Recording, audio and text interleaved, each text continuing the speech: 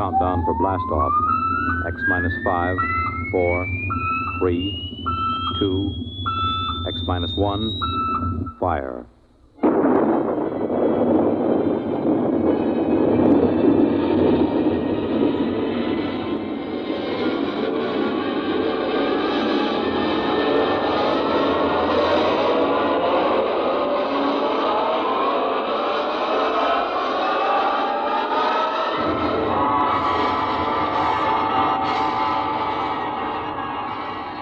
From the far horizons of the unknown come transcribed tales of new dimensions in time and space.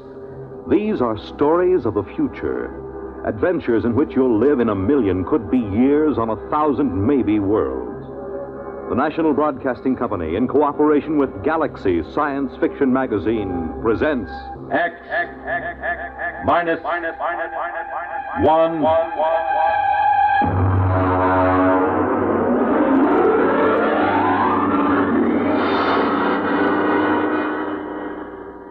Tonight's story, A Gun for Dinosaur, by L. Sprague de Camp.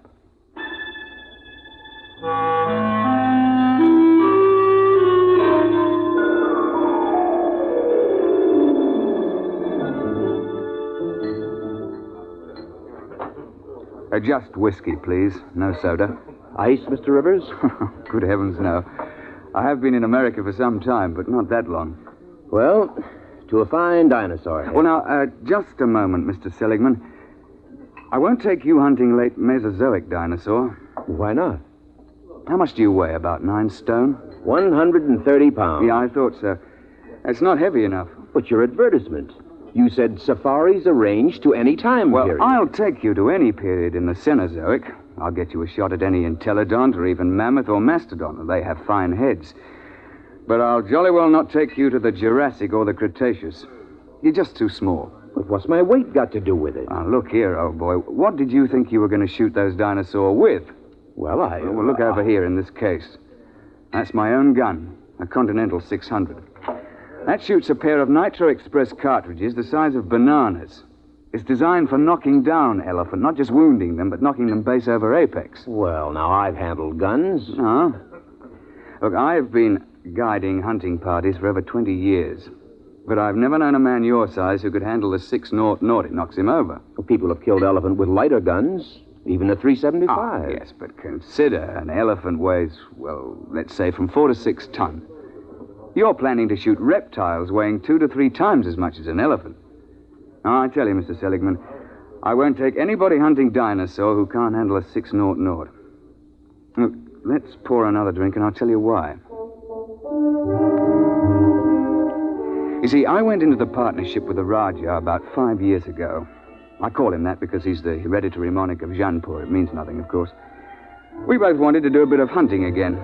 And Africa's all played out. It's too civilized now. So when we heard of Professor Prohaska's time machine at Washington University, we caught the next plane to St. Louis. The foundation administering the machine had worked out an arrangement splitting the time between scientific parties and hunters who wanted to try their luck at prehistoric game. Hunters paid through the nose, of course, to support the project. Well, it was about our 5th safari that Courtney James showed up. He's what you chaps call a playboy, a big bloke, handsome in a way, florid, beginning to turn to fat. He was on his 4th wife. And when he showed up at the office with a blonde, I assumed that this was the 4th Mrs. James. But he left her in the outer office and corrected my assumption. Bunny? Oh, no, she's not my wife. My wife is in Mexico, I think, getting a divorce. But Bunny here would like to go along. I'm sorry. We don't take ladies. Not to the late Mesozoic. If she wants to go, she'll go. She skis and flies my airplane, so why shouldn't There are enough risks at 85 million BC without adding to them. I'm sorry, but it's against the firm's policy. Now, look here. I'm paying you a lot of money. I'm entitled... You can't hire me to do anything against my best judgment. Now, if that's how you feel, get another guide. All right. But let me tell you.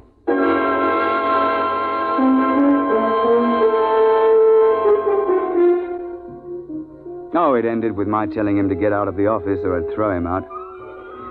And I was thinking sadly of all that lovely money that James would have paid me. When in came another side, an August Holtzinger, a slim, bald chap with glasses. Mr. Rivers, I don't want you to think I'm here under false pretenses. I'm really not much of an outdoorsman, and I'll probably be scared to death when I see a real dinosaur. Oh, well, most of us are frightened at first, but it doesn't do to speak of it. Well, you see, I've always run a grocery store till my uncle died, and, well, I've got a great deal of money now. Uh-huh. And I'm building a new house. I'm engaged, you know, getting married, and, well, I'm determined to hang a dinosaur head over my fireplace or die in the attempt. A ceratopsian, I think. That's the one with the big horned head and the frill over the neck, isn't it? Well, you want to think twice about that, you know. If you put a 7-foot triceratops head into a small living room, there's apt to be no room left for anything else. I know it's ridiculous, but I'm determined to do something big for once. Since there's no more real big game hunting, I'm going to shoot a dinosaur and hang his head over my mantel. I'll never be happy otherwise.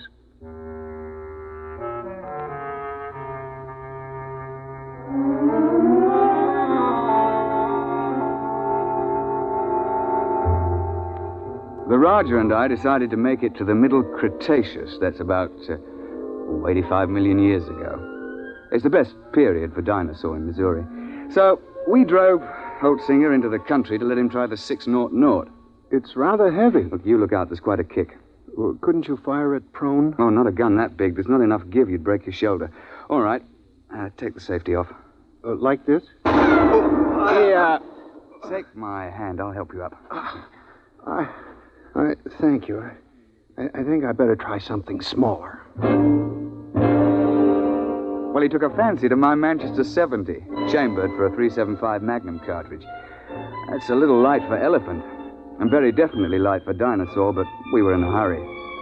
And then, of course, just before we were ready to trek, James showed up and apologized for insulting me.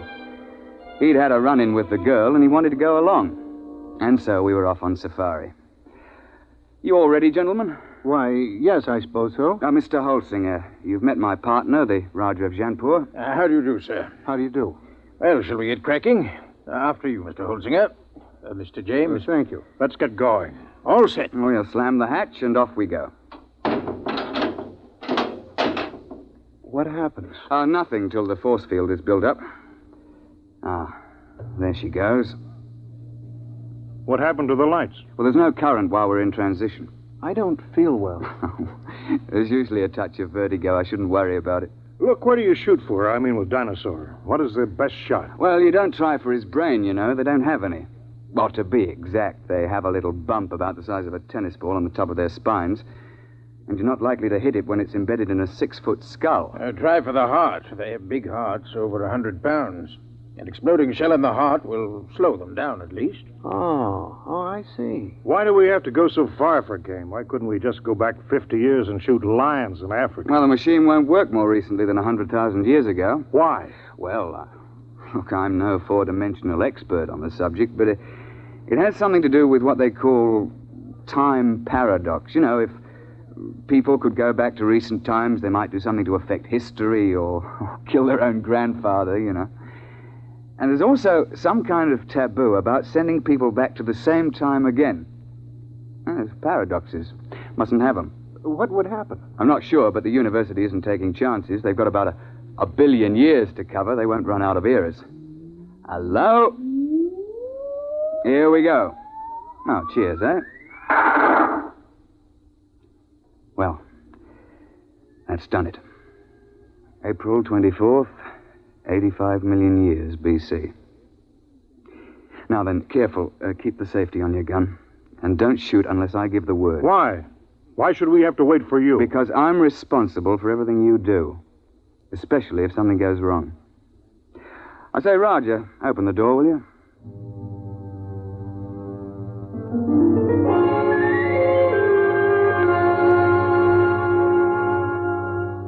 In this period, the time chamber materializes on top of a rocky rise. At the west, you see the arm of the Kansas Sea that reaches across Missouri, and the big swamp where the sauropods live. To the east, the land slopes up to a plateau. It's good for ceratopsians. The finest thing about the Cretaceous is the climate. It's balmy like the South Sea Islands, and not so muggy as the Jurassic. Oh, he sent the time chamber back off and looked about. It was spring, with the dwarf magnolias in bloom all over. Down towards the Kansas Sea, cycads and willows grew, while the uplands were covered with screw pins and ginkgo. Yeah, well, I'm no ruddy poet, but I can appreciate a beautiful scene. Well, I was looking through the haze and sniffing the air. I got him! I got him! What the devil? You see it? There it goes! Confound it, you idiot! I told you not to shoot without word from me. And what happened? An unearth of mine wandered out of the copse. Mr. James gave him both barrels, missed. Now, look here, James. One of the biggest dangers on a safari is trigger-happy sahibs who get panicky. You're not to shoot unless you're told. You understand? Who do you think you are to tell me when to shoot my own game? Now, look here. Firstly, if you shoot off all your ammunition before the trip is over, your gun won't be available in case of a pinch. And secondly, if you empty both barrels, what would happen if a big theropod should charge before you could reload? And finally, it's not sporting to shoot everything in sight. Is that clear? All right. All right. Well, now then. First task is fresh meat.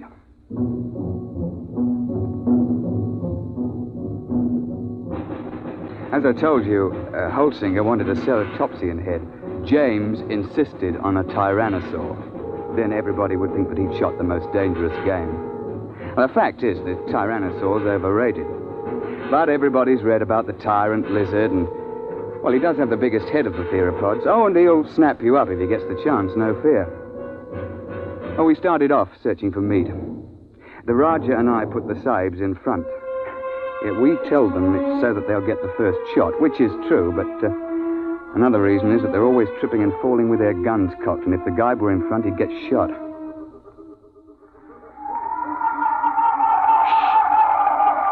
Boneheads. Where? See? Crouching over there. Feeding on those cycads. It's about the size of a man. They look intelligent. Well, not likely. That bulge on the head is solid bone. Now then, hold on there, James. You've had your shot for the day. Hold your fire until Holsinger shoots. Yeah, sure. All right, go ahead, Mr. Holsinger.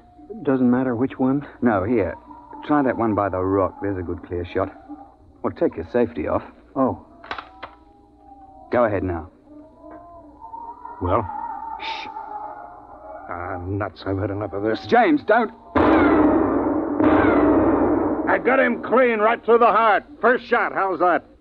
I thought you were going to give Holsinger the first crack. It's his turn. Well, I waited. Took so long I thought he'd gotten buck fever. Very well. But if this sort of thing happens once more, we leave you at camp the next time we go out. The next couple of days, we trekked around the neighborhood and then headed over to the sauropod swamp, over to the west. We were staked out along the edge of the lake, watching a big beggar out in the swamp waving his head about. And they're the big ones. They look something like the brontosaur. Can't we shoot him? I wouldn't. Why not? Well, there's no point to it, and it's not sporting. Like, if you kill one in the water, he sinks and can't be recovered. And if you kill one on land, well, the only trophy is that little head on the top of that long neck. You can't bring that whole beast back because he weighs 30 tons or more. That museum in New York got one. Oh, yes. Well, they sent a party of 48 to the early Cretaceous with a 50 caliber machine gun. They spent 2 solid months hacking and sawing the carcass apart and hauling it to the time machine. I know the chap on the project, and he still has nightmares in which he smells decomposed dinosaur. And they also had to kill a dozen big sauropods who came in for the party. And then they had them lying around, too. They lost 3 men. Reggie, Duckbill. Where? Where are they? Up there at the shoreline. Now, keep your voices down. You see? With the crest on the back of their heads. Mr. Rivers, I've been thinking over what you said about those heads. If I could get one of those duckbills, I'd be satisfied. It'd look big enough over my mantle, wouldn't it? I'm sure of it, old boy. Well, let's be off. Roger, you wait here with Mr. James. Shouldn't take us long.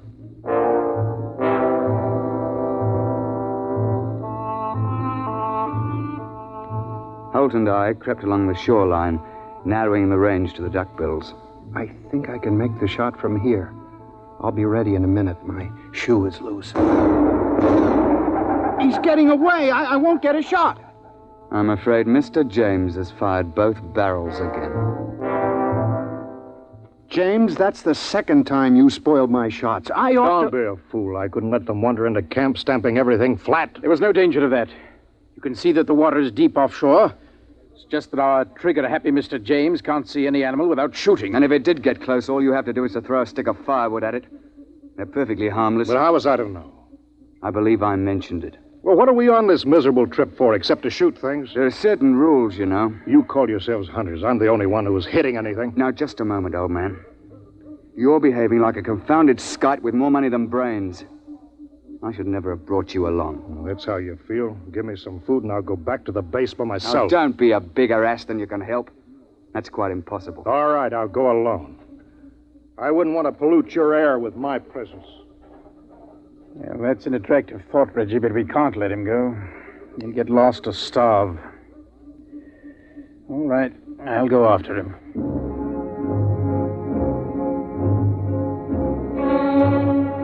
We stumbled along for several more days, James on his good behavior for a change. And on the 1st of May, we broke camp and headed north to the hills. Oh, it was hot and sticky. And we were soon panting and sweating like horses when I picked up the smell of carrion and heard the thrumming of the flies. We found a huge ceratopsian lying dead in a little hollow on the edge of the copse. He must have weighed 6 or 8 tons alive. Why couldn't I have gotten him before he died? That would have made a darn fine head. Look, on your toes, chaps.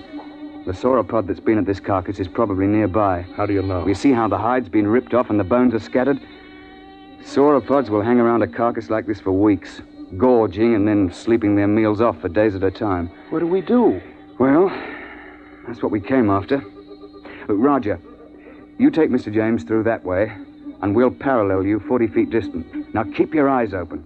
It'll be hard to see in these woods unless you're right on top of him.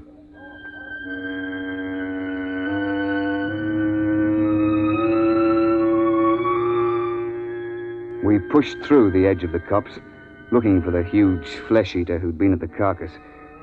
I could hear James and the Rajah pushing ahead on my right. We were separated by a gully when I heard a noise ahead on our left. What is it? I don't know. Take the safety off your gun. Oh, there it is. It's one of those boneheads. Oh, well, they're not dangerous at any rate. But be careful. That sauropod might still be around here. I've got him! Got him clean! Well, he's done it again. He shot the bonehead. I've got him! Look out! Look out! Tyrannosaur!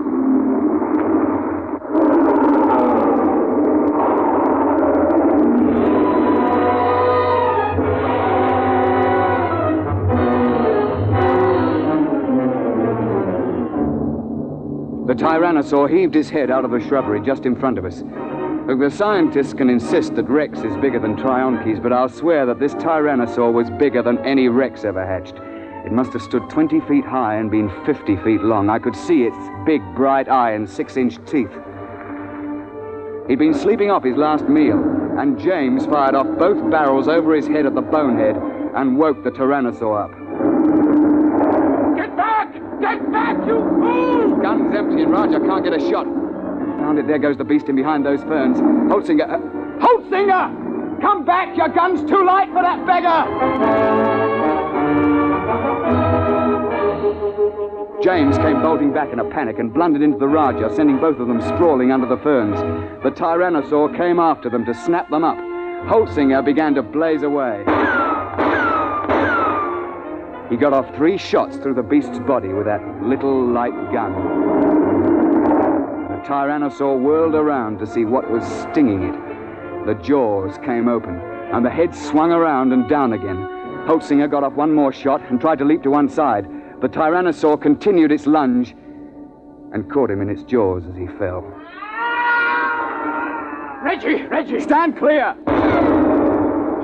Heart's the only chance. It's no use. There he goes. Try a long shot. No, missed him clean. Poor Holtzinger.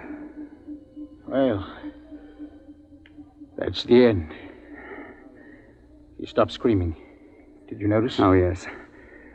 Well, I expect we'd best track the beast. He might be dying. We should try to recover Holtzinger's remains. Yes, there's nothing else to do. No, nothing. It's a bad show all round.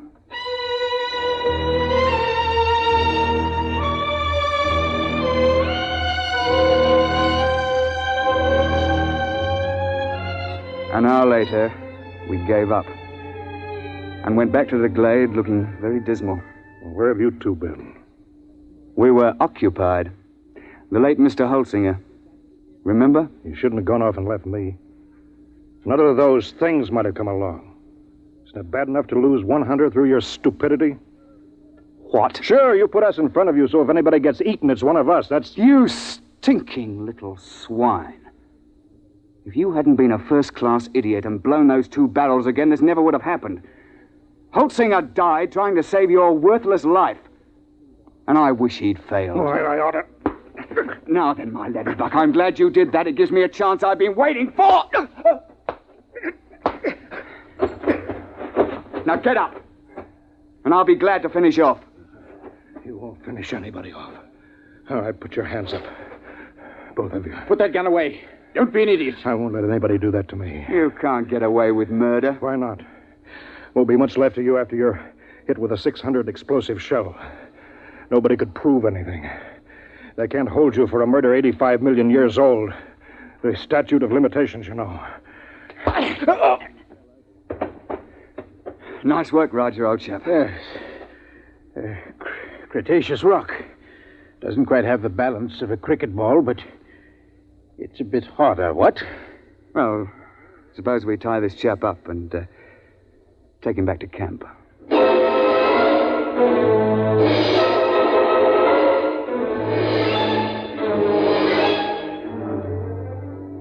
When the time transition chamber finally arrived, we fell over one another getting into it. We dumped James in a corner and threw the switches. You two should have killed me back there. Why? You don't have a particularly good head. Wouldn't look at all well over a mantle. You can laugh, but I'll get you someday. Well, close quarters, isn't it? Someday I'll find a way. I'll find a way and I'll get off scot-free, too. My dear chap, if there was some way to do it, I'd have you charged with Holsinger's murder. Look, you'd best let well enough alone. No, I'll kill you. Both of you. Somehow. Cigarette, Roger? Thanks.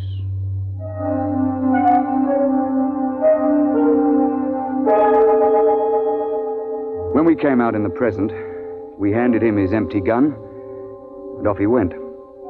We paid everybody off, found that we were broke.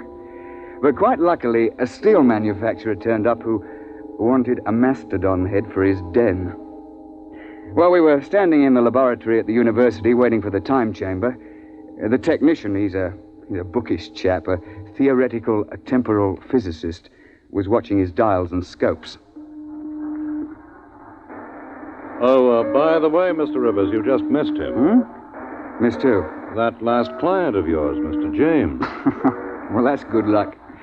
What was he doing here? Oh, he told me quite a tale. Said he'd lost his wallet back there. Said it contained some very valuable papers. It must have been valuable. He paid the university fee of $5,000 for the use of the chamber. He's on his way back there now. Back where? Well, he told me to send him back a few minutes before you arrived the last time. Then he could see himself drop the wallet. He's going to stand there and watch himself come out? Yeah, but, doesn't that create what you chaps call a paradox? What happens when a man tries to occupy the same time twice? No, we don't know. It's never been tried before. Well, we tried to warn him, but he insisted. Yes, I know. He's a headstrong chap. Still, you wouldn't think he'd chance it just for the sake of a wallet. Was he armed? Yes. He had a .375 Express. 375? Well, that's odd. He knows it's too light for Dinosaur. Yes, but not too light for a man. I say, Roger, you don't think Mr. James is lurking behind a bush back there until we show up again? And planning to pot us as we step out? That's impossible. We already did step out of the chamber and nothing happened. Yeah, but that was before Mr. James was waiting with an express rifle cocked. Hey, Doctor? What, you mean he's planning to murder the two of you? I wouldn't be a bit surprised. I don't suppose there's anything you could do to stop the process now. No, it's too late. The chamber's in transition now. Look, hadn't you better get out of here before he kills you? Well, there's no point in running. If Mr. James's theory is right, we've both been dead for 85 million years. We might as well wait and see what happens. Transition point coming up. Well, it's been quite a world up to this point. Hey, Roger? Yes, quite. Here it goes.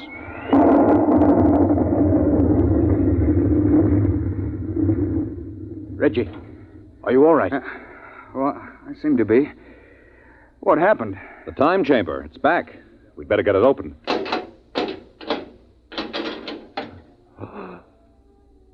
Good Lord, look at that. Ghastly, isn't it? Where did it come from? I'm not sure. But I rather think it came from the Middle Cretaceous era. It wasn't here a moment ago. Ghastly mess. Looks as if every bone was pulverized and every blood vessel burst. I dare say. But that's his gun, all right. It's James, there's no doubt of it.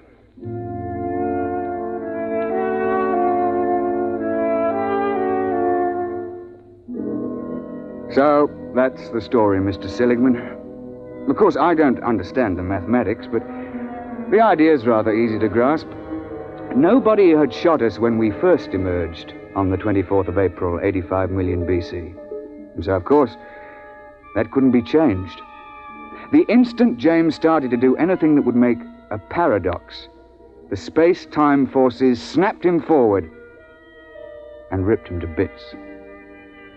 Well, they know a good deal about that now, and there's a safety margin of 500 years between each trip. You can't have paradoxes, you know. It just isn't done. And you see, I'm a lot more careful now. I shouldn't have taken James when I knew what a spoiled, unstable sort he was. Or Holtzinger either, when I saw that he was too small to shoot a dinosaur gun. With a heavier gun, he'd probably have knocked the Tyrannosaur down and saved his own life. So, Mr. Seligman, that's why I won't take you to that period to hunt. I'm sorry, but you're just too light. You're not big enough to handle a gun for dinosaur.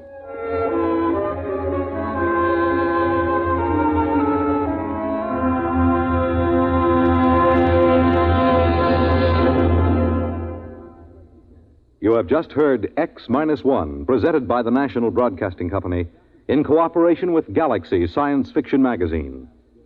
Tonight, by transcription, X-1 has brought you A Gun for Dinosaur, a story from the pages of Galaxy, written by L. Sprague de Camp, patent consultant and one of our leading authors of science fiction.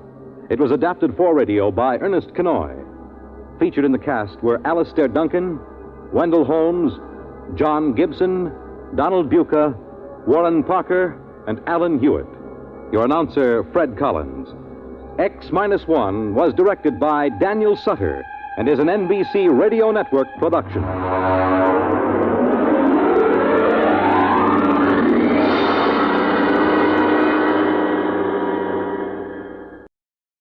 On the NBC Radio Network.